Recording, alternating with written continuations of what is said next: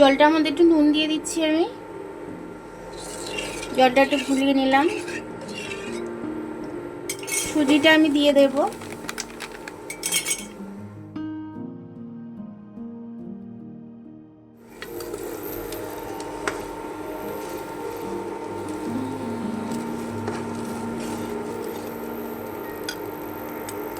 খেজুরের গুড়টা আমি দিয়ে দেবো এর মধ্যে।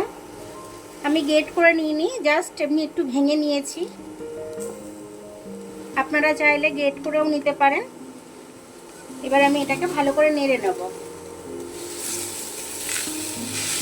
নেড়ে মিশিয়ে নেব। একদম ধিমিয়ে আছে, আমি এটাকে নেড়ে নেড়ে ভেজে নেব পুরো জল ভেসে ওঠা পর্যন্ত। গুড়টা এখনো গলেনি আমার।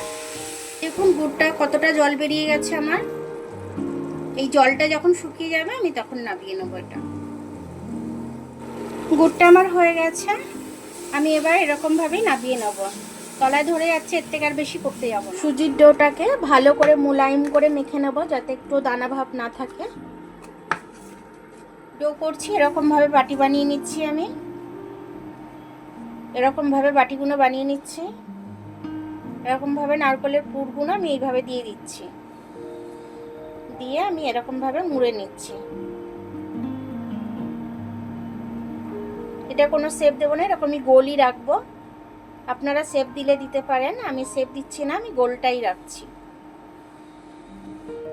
এইভাবে আমি সব কটা বানিয়ে নেব। এবার আমি দুধটাকে জাল দিয়ে নেব, তার জন্য দুধটা এখানে গরম বসিয়ে দিয়েছি।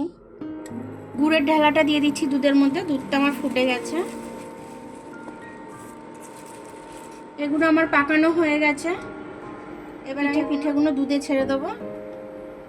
দুধের মধ্যে আমার গুড়টাও গলে গেছে, ফলে সব কটাই আমি দিয়ে দিচ্ছি গুড় এর মধ্যে।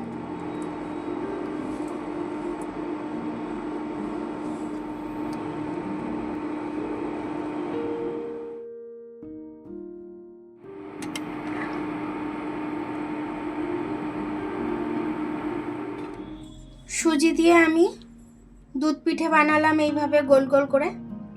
পিঠের শেপ তো সবাই দেয়, তো আমি একবার গোলভাবে করে দেখলাম যে কেমন লাগে খেতে। খেতে একই লাগবে, আর নরম সফট হয়েছে একদম। দেখুন একদম নরম, এখান থেকে কাটতে গেলে পড়ে যাবে। আমি বাটিতে একটা নিয়েছি, আমি কেটে দেখাচ্ছি আপনাদের।